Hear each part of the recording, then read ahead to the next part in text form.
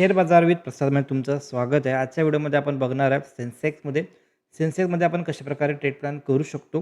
कुठे आपल्याला अपॉर्च्युनिटी बघायला भेटेल. आज मार्केटमध्ये जी सेलिंग आपल्याला बघायला भेटली, काय ती सेलिंग मार्केटमध्ये परत कंटिन्यू डाऊन साईडला होऊ शकते का मार्केटमध्ये एक बेस बनून मार्केट रिव्हर्सल व्हायचा प्लॅन करू शकते.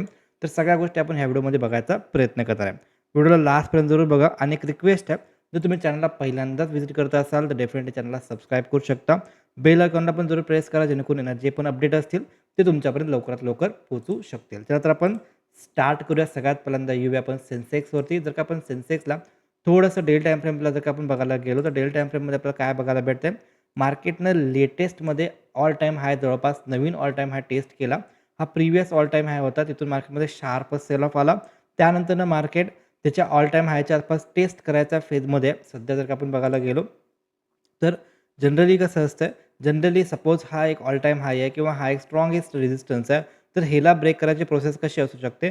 जर का ह्याच्यामध्ये चांगली अपॉर्च्युनिटी अपसाईडला बघायची असेल, देन ह्याच्यामध्ये थोडंसं मार्केट इथं हॉल्ट करायचा प्रयत्न करतं. त्यानंतर जर का हे सस्टेन राहिला, याचा अर्थ याच्यामध्ये बायरची ताकद जास्त आहे, सेलरची ताकद जास्त नाही आहे. ओके, कारण की सेलरच्या पर्स्पेक्टिव्ह जर का बघायला गेलो तर ह्याच्यामध्ये रिस्क रिवॉर्ड चांगला आहे. बिकॉज टॉप लॉस फक्त थोडासा स्टॉप लॉस आणि बॉटमपर्यंत खूप मोठे टार्गेट सेलरच्या पर्स्पेक्टिव्हमध्ये जाऊ शकते.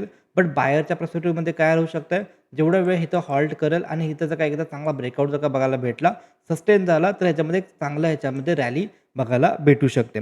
बट जनरली याच्यामध्ये काय झालं की हा जो ऑल टाईम हाय होता, हा मार्केटने तर अजून पण ह्याच्यावरती एक स्ट्रॉंग क्लोजिंग गरजेचं आहे. जोपर्यंत ह्याच्यावरती स्ट्रॉंग ग्रीन कॅन्डलचं क्लोजिंग येणार नाही आहे, तोपर्यंत एक्सपेक्टेशन कमी आहे की इथं मार्केट ऑल टाईम हाय अजून नवीन क्रिएट करू शकतं किंवा नेक्स्ट मार्केटची जी रॅली आहे ही तोपर्यंत एक्सपेक्टेड नाही आहे. आता इथं जर आपण बघायला गेलो तर प्राईस ॲक्शन वाईज आपल्याला काय समजतं की ऑल टाईम हायच्या आसपास मार्केट गेला होता. त्यानंतर इथं कन्झिक्युटिव्ह 2 डोजी कॅन्डल बघायला भेटले. त्यानंतर ह्याच्यामध्ये एक सेलिंग म्हणजेच प्रॉफिट बुकिंग आला. आता 2 गोष्टी आहेत ह्याच्यामध्ये. फर्स्ट थिंग काय आली होती, जी-डी-पीचा डेटा एकदम चांगला आला होता. मार्केटनं त्याला पहिल्यांदाच अँटिसिपेशन केलं होतं. बिकॉज ज्या टायमिंगला पण रेट कट झाले होते, सॉरी जी-एस-टीमध्ये चेंजेस झाले होते, त्यानंतरनं एक्सपेक्टेशन हेच होतं की आपली जी-डी-पी चांगला येऊ शकते. त्याप्रमाणे जी-डी-पी पण चांगला आला आणि जी-डी-पीचा न्यूज यायच्या आधी मार्केट ऑलरेडी रॅली केल्या. जसं की बाहेरचे मार्केट फॉल होत होते, बट आपलं मार्केट ऑलरेडी रॅली केलं. त्याचं ती एक चांगली गोष्ट आहे, म्हणजे ती मार्केटनं ऑलरेडी प्राइसिंग केलं आणि त्यानंतरनं न्यूज पॉझिटिव्ह आल्यावरती त्याच्यामध्ये चांगल्या प्रमाणात आपल्याला प्रॉफिट बुकिंग बघायला भेटते. आता इथून जर का बघायला गेलो ह्याच्यामध्ये आपण कशाप्रकारे प्लॅन करू शकतो, सिंपल आहे. इथं जर का आपण बघायला गेलो तर टॉप साईडला मार्केटनं एक रेंज क्रिएट केली होती. ती रेंज आज मार्केटनं क्लोजिंग डाऊन साईडला देऊन मार्केटनं ती रेंज तोडली. आता ॲज पर धिस ह्याच्यामध्ये जर का आपण बघायला गेलो तर हे जेवढं टार्गेट आहे, तेवढं टार्गेट डाऊन साईडचं एक्सपेक्टेशन असू शकतं. बिकॉज जर का हे डार्वास बॉक्स ब्रेकडाऊन असेल तर त्याप्रमाणे ह्याच्यामध्ये इथंपर्यंत मिनिमम टार्गेट येणं गरजेचं असू शकतं. ओके, आता हे झालं पोझिशनल बेसिसवरती. आता जोपर्यंत का ह्याच्यावरती हा जो हाय आहे, म्हणजे जर का आपण बघायला गेलो तर 86,160च्या वरती जोपर्यंत चांगल्या प्रकारे क्लोजिंग नाही येत आहे, तोपर्यंत नेक्स्ट रॅली अपसाईडला पॉसिबल नाही आहे. ओके, तर हे झालं आपला व्ह्यू पोझिशनल बेसिसवरती. आता डीपमध्ये कुठल्या डीपला आपल्याला कशाप्रकारे आपण ट्रेड प्लॅन करू शकतो इंट्राडेमध्ये, त्या गोष्टी आपण ह्याच्यामध्ये चेकआउट करूया. तर त्यासाठी आपण येऊया 15 मिनिट टाईम फ्रेमवरती.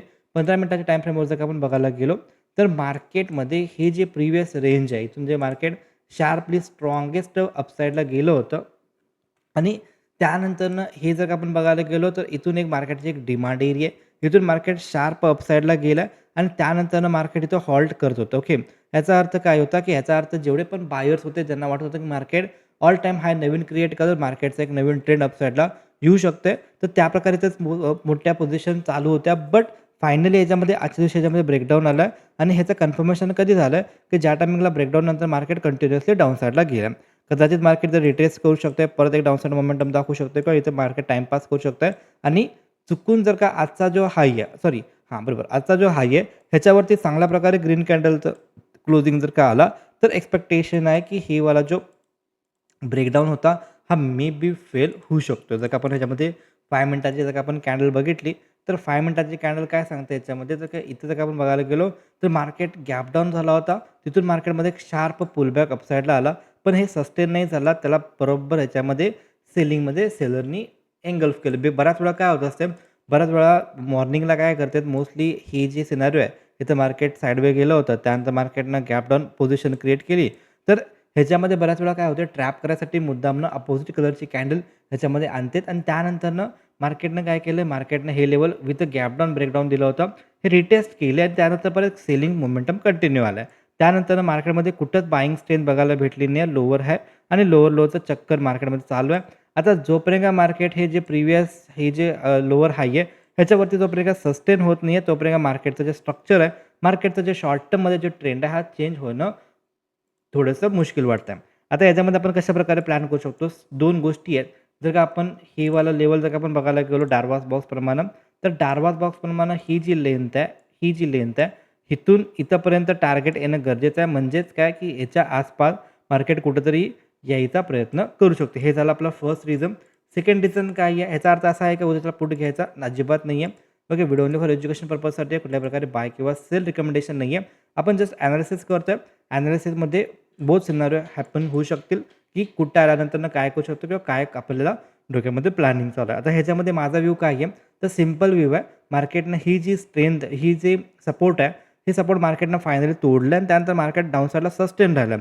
जर ह्याच्यामध्ये बायरची ताकद असती तर इथं मार्केट हॉल्ट केलं असतं आणि कदाचित रिव्हर्स पण जाऊ शकलं असतं. बट इथं मार्केटनं काय केलं, मार्केट थोडंसं ह्याच्यामध्ये डाऊन साईडला आलं. आता सपोज जर का चुकून जर का मार्केटनं आजचा जो लो आहे, ओके, आजचा जो लो आहे, हा लोच्या खाली जर का मार्केट यायचा प्रयत्न केला, तर सिंपल वे माझं हे असेल, की हे जे आपला डिमांड एरिया बाईंग झोन, हे जे बाईंग झोन आहेत, इथं जर का मला कुठल्याही प्रकारे पॉझिटिव्ह प्राईस ॲक्शन बघायला भेटला, तर माझ्यासाठी याच्यामध्ये एक रिव्हर्सल अपॉर्च्युनिटी क्रिएट होऊ शकते. सेकंड थिंग हा आहे, सेकंड सिनारिओ हा असू शकतो, की सपोज जर का मार्केट याच्यावरती गेलं आणि हा एक एरिया आहे, ओके, तर ह्याच्यापेक्षा स्ट्रॉंग एरिया हा राहतो, की ह्याच्या आसपास म्हणजे हा जो एरिया आहे, तर इथून इथपर्यंत कुठल्या प्रकारे निगेटिव्ह प्राईस ॲक्शन बघायला भेटलं. बिकॉज शॉर्ट टर्मचा ट्रेंड काय आहे, तर शॉर्ट टर्मचा ट्रेंड बेरिश आहे. तर मार्केट जे पण राईज करेल त्या राईजला अगेन आपल्याला एक सेलिंग अपॉर्च्युनिटी बघायला भेटू शकते. तर सिंपल वे आहे, की ह्याच्या आसपास किंवा ह्याच्या आसपास जर का मला कुठल्या प्रकारे निगेटिव्ह प्राईस ॲक्शन बघायला भेटला विथ अ कन्फर्मेशन, तर माझ्यासाठी डाऊन साईडचा एक ट्रेड ओपन होऊ शकतो. सेकंड सिनारिओ हा असू शकतो, की मार्केट सपोज जर का गॅप अप झाला, बिकॉज काय होतं बऱ्याच वेळा BTST करतात. BTSTमध्ये मार्केट हे जे सेलिंग दाखवतं, बऱ्याच वेळा काय होते मार्केट गॅप अप ओपन होते, त्यांना ट्रॅप करते आणि तिथून मार्केटमध्ये परत एक सेलिंग होऊ शकते. तर इथं जर का मार्केट राहिला म्हणजे गॅप अप झाला किंवा आजचा डेचा लोच्या फ्लॅट ओपनिंग किंवा थोडंसं गॅप अप ओपनिंग, हा जो एरिया राहील, हा एरिया माझ्यासाठी थोडासा वेट अँड वॉचवाला राहू शकतो. इथं माझ्यासाठी नो ट्रेडिंग झोन असू शकतो. ओके, तर ह्या ठिकाणी आला किंवा ह्या ठिकाणी आला ते प्लॅन होऊ शकतात किंवा ह्याच्यामध्ये जर का मार्केट कुठं पण आलं तर इथं पण अपॉर्च्युनिटी बनू शकते. तर हे झाले मार्केट चालू म्हणजे मार्केट बंद असतानाचे सीझन. जर का मार्केट चालूमध्ये जर का कुठले नवीन अपडेट असतील, नवीन गोष्टी असतील, तर त्या मी आपलं जे टेलिग्राम चॅनल आहे याच्यावरती मी टाकत असतो. त्याचं जे लिंक आहे तुम्हाला डिस्क्रिप्शन सेक्शनमध्ये मिळून जाईल किंवा बिंदास तुम्ही हे जे स्कॅनर आहे इथून तुम्ही स्कॅन पण करू शकता. आता सेकंड सिनारिओ हा आहे, की ह्याच्यामध्ये बाकीचे पण गोष्टी असतील, जे की माझे जे पण ट्रेड असतील, बाकीच्या ज्या गोष्टी असतील, अपडेट असतील, हे तुम्हाला ह्याच्यावरती भेटून जातील.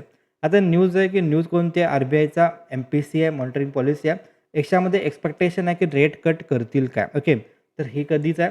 तर हे आहे 5 डिसेंबरला. 5 डिसेंबर फ्रायडे येतोय. मार्केट चालू असताना मॉनिटरिंग पॉलिसी येणार आहे.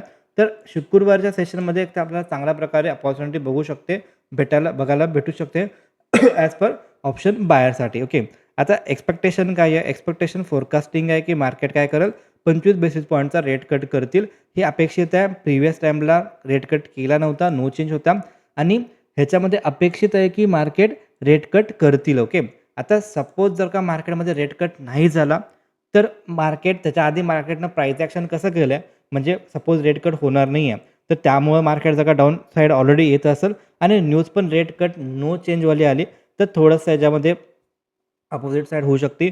सेकंड सिनारिओ हा आहे, की मार्केट सपोज रेट कट करायच्या आधी जर का ऑलरेडी खूप पडला असेल आणि रेट कट चांगला आला, म्हणजे 0.25 बेसिस पॉईंटपेक्षा मोठा रेट कट जर का चुकून आला, तर मार्केट त्याला थम्स अप पॉझिटिव्ह दाखवू पण शकते. ओके, तर त्यावेळी पण आपण चेकआउट करूया, की ह्याचा इम्पॅक्ट काय होऊ शकतो. बिकॉज एक चांगली न्यूज आहे रेट कट म्हणजे, आणि रेट कट जर का झाला तर मार्केटवरती चांगला परिणाम होत असतो. तर हे झाले न्यूजचे अपडेट. बाकी ह्याच्यामध्ये जे पण चेंजेस असतील, काही नवीन अपडेट असतील, त्या ज्या गोष्टी आहेत, त्या मी तुम्हाला टेलिग्राम चॅनलवरती अपडेट जरूर करणार आहे. व्हिडिओ जर का कुठं पण आवडला असेल, तर डेफिनेटली लाईक आणि शेअर करायला विसरू नका. भेटू आपण नेक्स्ट व्हिडिओमध्ये. तोपर्यंत जय हिंद, जय महाराष्ट्र.